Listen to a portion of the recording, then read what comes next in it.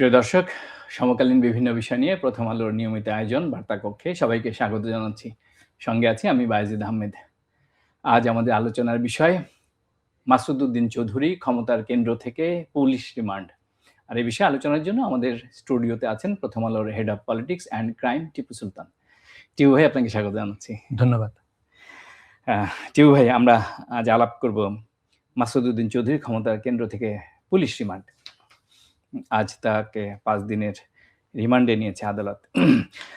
১/১১ যে পট পরিবর্তন, সেই পট পরিবর্তনে যাদের গুরুত্বপূর্ণ ভূমিকা ছিল তাদের মধ্যে অন্যতম ছিলেন সাবেক সেনা কর্মকর্তা লেফটেন্যান্ট জেনারেল অবসরপ্রাপ্ত মাসুদ উদ্দিন চৌধুরী।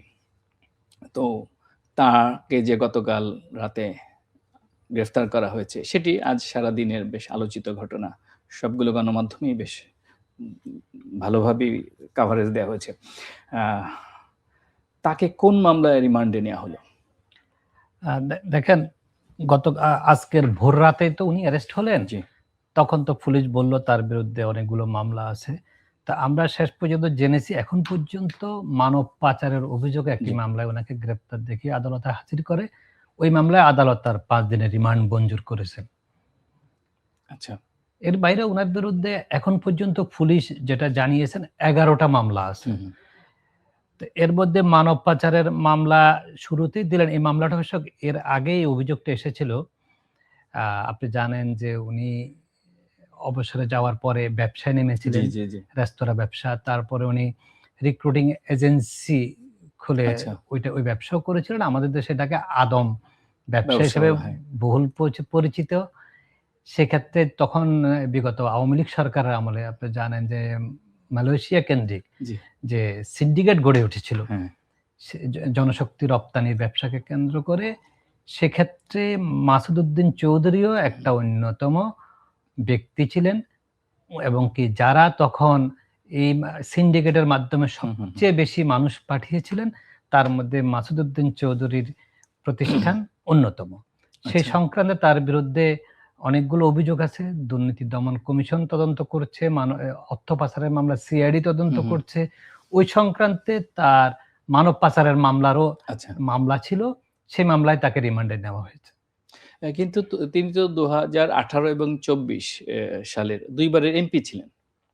হ্যাঁ, উনি এমপি ছিলেন ফেনী 3 আসনের। জি, আপনি জানেন যে উনি তো আপনি বলছেন শুরুতে যে 2007 সালে যে 1/11 পট পরিবর্তন, তার তখন সেনা সমর্থিত তত্ত্বাবধায়ক সরকার ছিলেন বা আসলেন।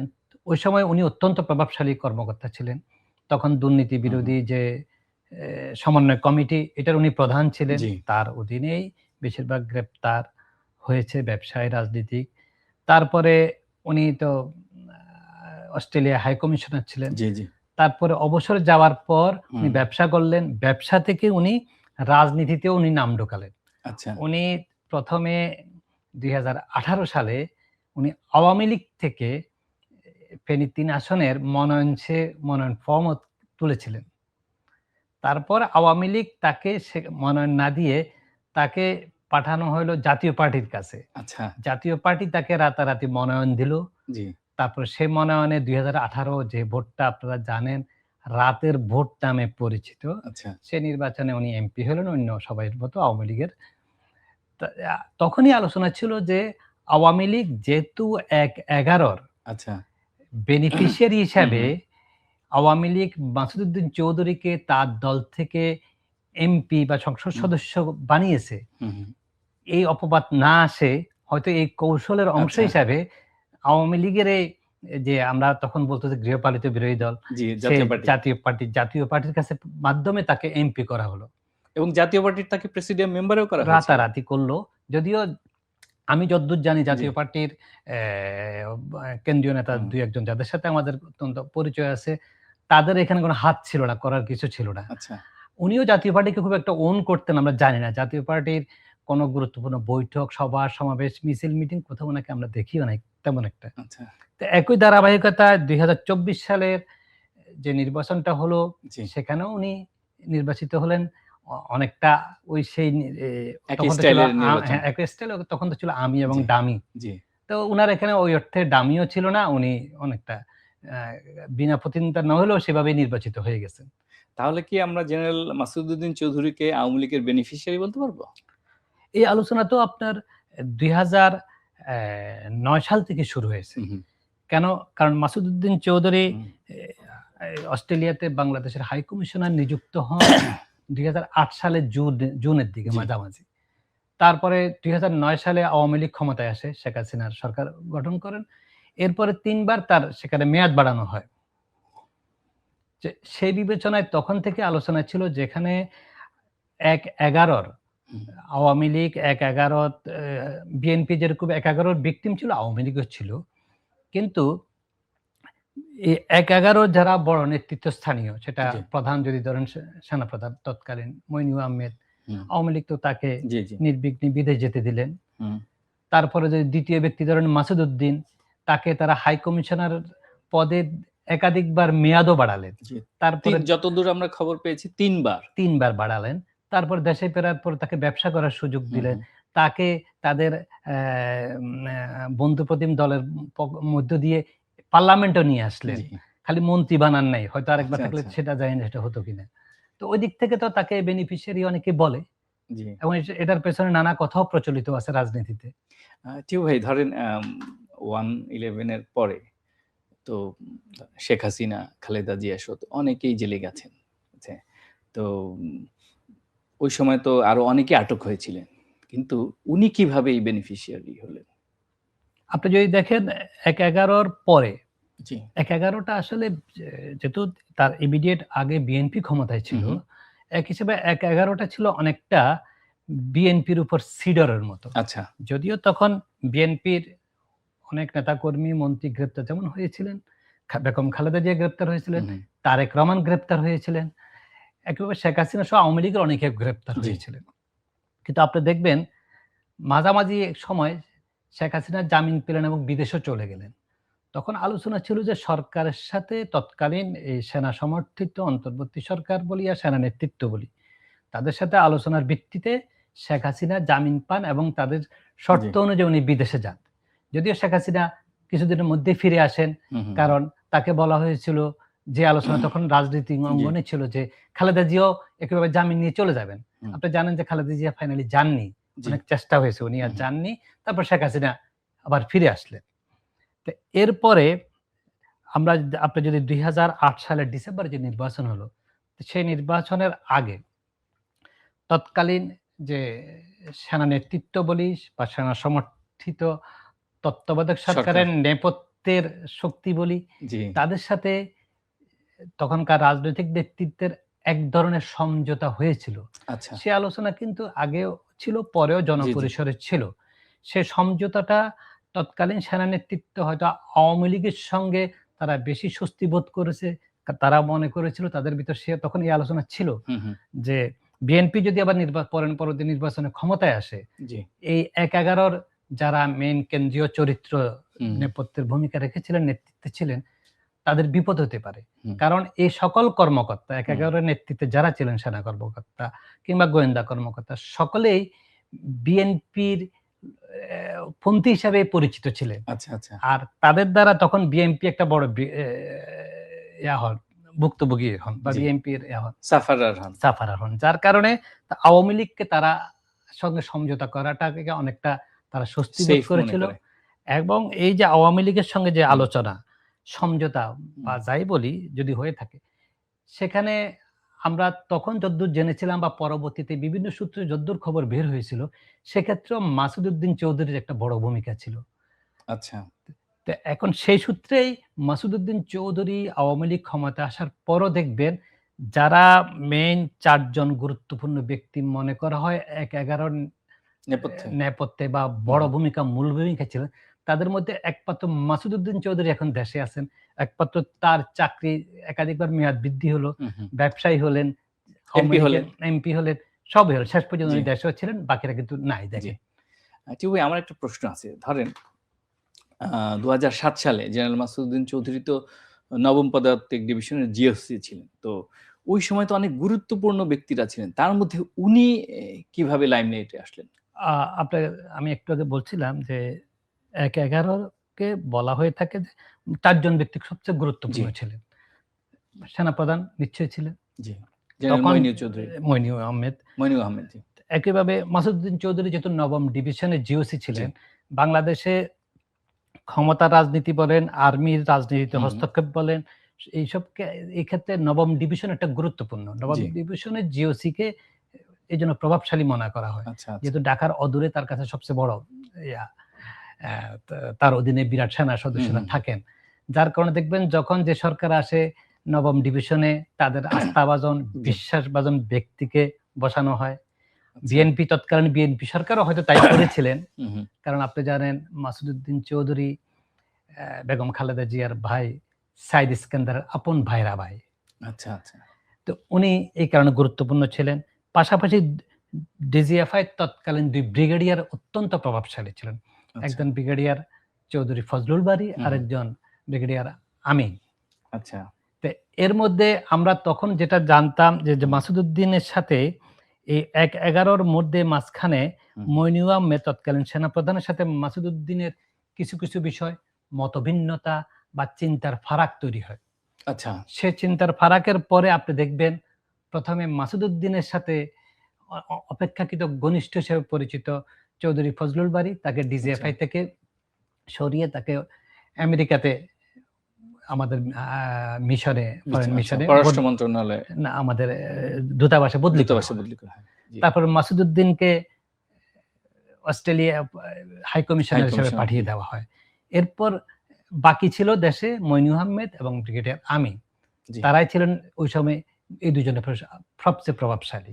তো ওই দিক থেকে এ আপনার ১/১১ হুম। যে প্রভাবশালী যে ব্যক্তিরা হুম। ৪ জনের ভিতরে একমাত্র মাসুদউদ্দিন শেষ পর্যন্ত দেশে ছিলেন। আচ্ছা। আর মইনু আহমেদ আপনি জানেন যে মইনু আহমেদ জি। আমেরিকাতে আছেন। চৌধুরী ফজলুল বারী আমেরিকাতে হুম। আছেন। ব্রিগেডিয়ার আমিন পরবর্তীতে মেজর জেনারেল হয়েছিলেন। তিনি বিগত আওয়ামী লীগ সরকারের আমলেই কোনো একটা অনুষ্ঠানে যোগ দেওয়ার নামে বিদেশ গিয়েছিলেন আর আসেননি। উনি পরবর্তীতে আমরা জানি যে একটা মামলার চার্জশিটভুক্ত আসামি হন। ওই আচ্ছা। মামলার চার্জশিট তখন সিআইডি তৈরি করে হুম, হুম। আওয়ামী লীগ সরকারের সময়, তখন উনাকে আসামি করা হচ্ছিল। তো আমরা যতদূর শুনেছি উনাকে সেই চার্জশিট আদালতে দাখিলের কয়েকদিন আগে হুম, হুম।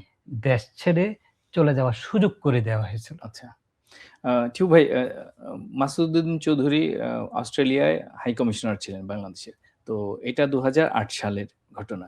এরপরে যখন তার মেয়াদ ৩ বার বাড়ানো হয়, একটা সময় তো উনি আবার দেশে আসেন। তাকে কি তৎকালীন আওয়ামী লীগের সময়ে তাকে দেশে ফিরিয়ে আনা হয়?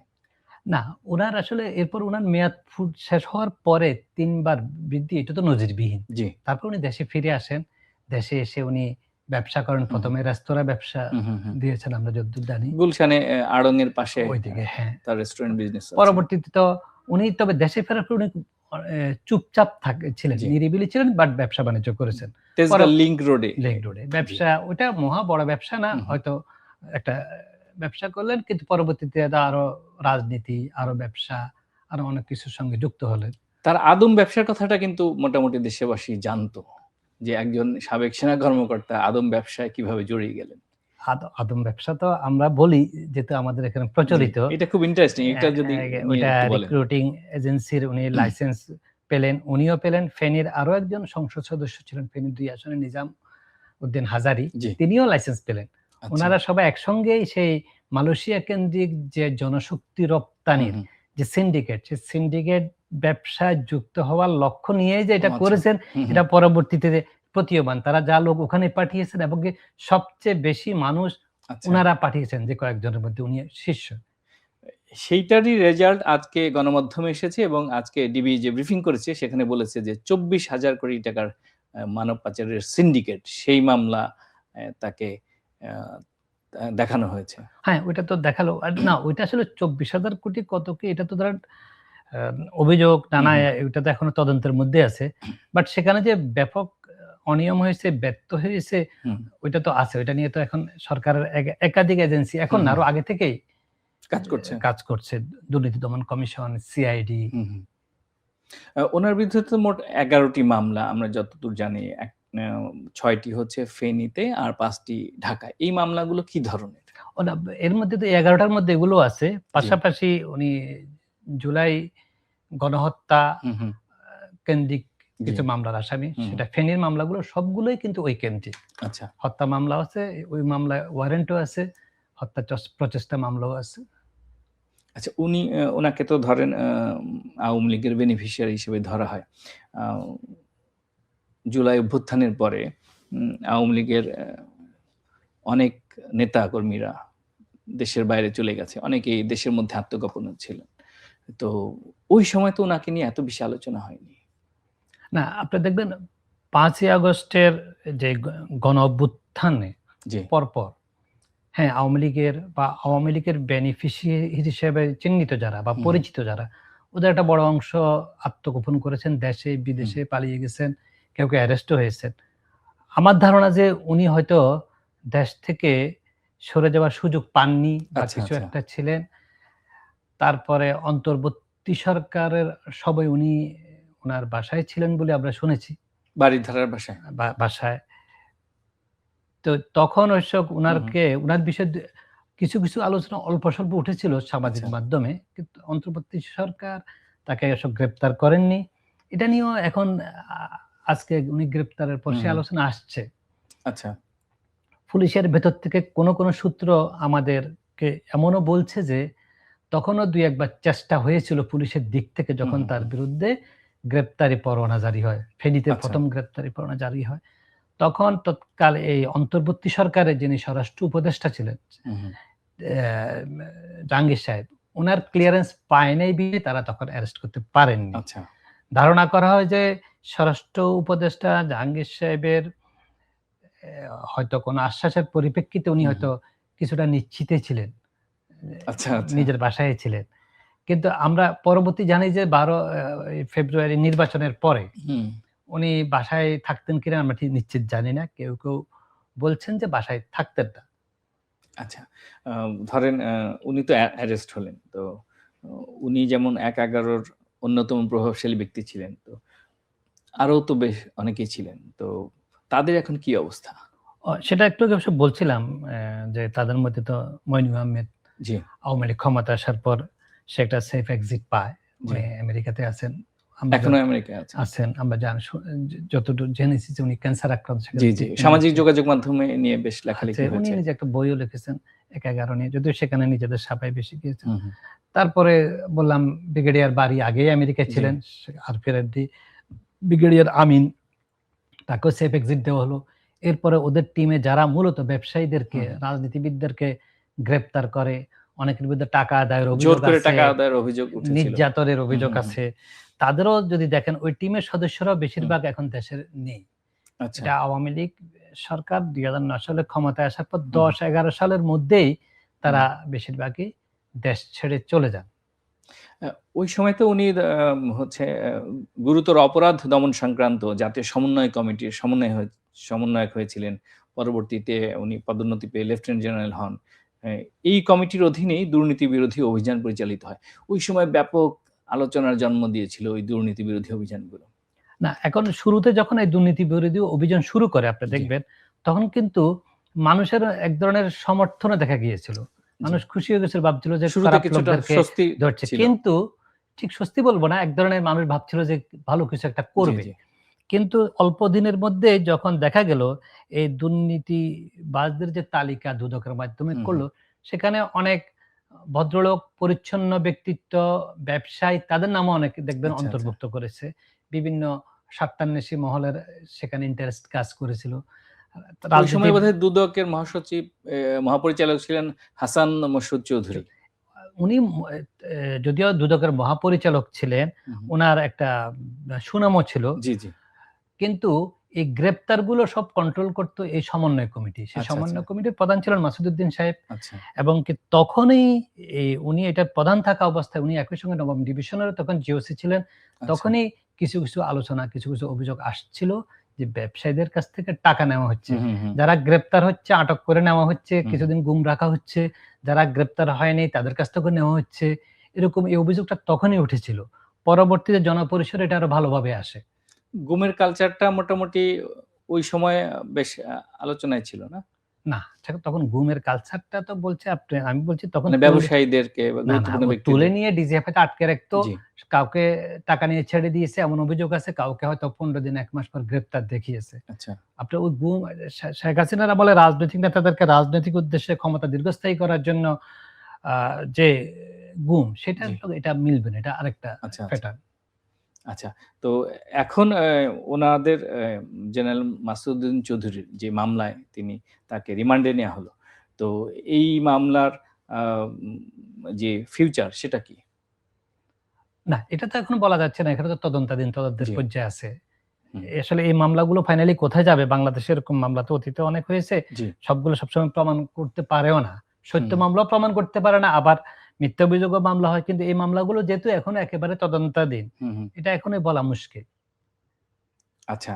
আম বাংলাদেশে যেহেতু এখন একটা নির্বাচিত সরকার আছে, এই সরকারের দায়িত্ব নেয়ার পরে আ বড় কোনো ব্যক্তি, আলোচিত যে ব্যক্তি আ যিনি কারাগারে গেলেন তিনি মাসুদুদ্দিন চৌধুরী।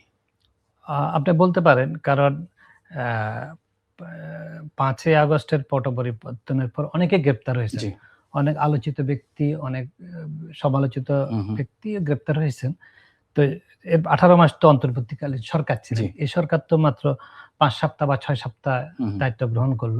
তো সেই অর্থে এ গ্রেপ্তার একটা অভিযানের একটা বড় হয়ে গেছে অন্তর্বর্তীকালীন সরকার আমলে। জি। এই সরকার আমলে যদি বলেন, হ্যাঁ, ওরকম বড় আলোচিত ব্যক্তি বললে উনিই ১ম গ্রেপ্তার হলেন। এটা কি দেশবাসীর কাছে একটি সিগন্যাল যে অপরাধ করলে, ক্ষমতার অপব্যবহার করলে পার পাওয়া যাবে না? এটা বলা মুশকিল। কারণ আপনার এই বর্তমান সরকারের আমলে জি। বড় অপরাধের জন্য য এর মধ্যে কিছু ঘটনা ঘটেছে। এই হুম, সরকার হুম। আমলে সরকার সঙ্গে, সঙ্গে অ্যাকশন নিয়েছে। আপনি জি। দেখেছেন চট্টগ্রামের ঘটনা ঘটছে। হুম, হুম, হুম। আরো বিভিন্ন জায়গায় সবগুলো সরকার ব্যবস্থা নিয়েছে।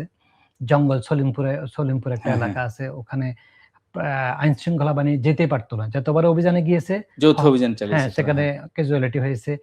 এই সরকার এসে সেখানে মোটামুটি একটা পুলিশের কন্ট্রোল প্রতিষ্ঠা করেছে। সেদিক থেকে এটা আছে। কিন্তু সেটা হলো সিগনাল। জি। জঙ্গল সলিমপুর বলেন, হুম, হুম। চট্টগ্রামে গুলিবর্ষণের ঘটনায় গ্রেপ্তার বলেন, এগুলো হচ্ছে সিগনাল যে জি, অপরাধ করলে বা ওই নরসিংদীর ঘটনা বলেন, সঙ্গে, সঙ্গে ধরে ফেলা। আর জি। মাসুদউদ্দিন জাতীয় যাদেরকে গ্রেপ্তার করা হুম, হয়, এই সিগনাল একটু ভিন্ন রকম সিগনাল। এখন আমরা জি। বলতে পারছি না যে এটার হুম, মধ্য দিয়ে ১-১১ হুম। তৈরির পেছনে যাদের ভূমিকা ছিল তাদেরকে একে, একে আইনের আওতায় আনা হবে, কি জি, হবে না এটাও বলা মুশকিল। জি। এটাকে ওই সিগন্যাল ধরা ঠিক হবে না। আচ্ছা, আচ্ছা। এটাকে আপনি অন্য আরো কিছুদিন অপেক্ষা করতে হবে এটা জি। বলার জন্য। আ টিপু সুলতান ভাই অসংখ্য ধন্যবাদ আপনাকে আপনাকে ধন্যবাদ। বিশ্লেষণ করার জন্য। প্রিয় দর্শক বার্তা কক্ষে আমরা কথা বলছিলাম মাসুদউদ্দিন চৌধুরী ক্ষমতা কেন্দ্র থেকে পুলিশ রিমান্ড নিয়ে। আর আমাদের সঙ্গে ছিলেন প্রথম আলোর head of politics and crime Tipu Sultan. বার্তা কক্ষ আজ এ পর্যন্তই। অনুষ্ঠানটি যারা দেখতে পাননি তারা দেখতে পাবেন প্রথম আলোর ফেসবুক পেজ, ইউটিউব চ্যানেল এবং online.com এ। আর যারা সঙ্গে ছিলেন তাদের প্রতি কৃতজ্ঞতা। আগামীকাল অন্য কোনো বিষয়ে অন্য কোনো অতিথিকে নিয়ে হাজির হব। ততক্ষণ ভালো থাকুন, নিরাপদে থাকুন। সবার জন্য শুভকামনা।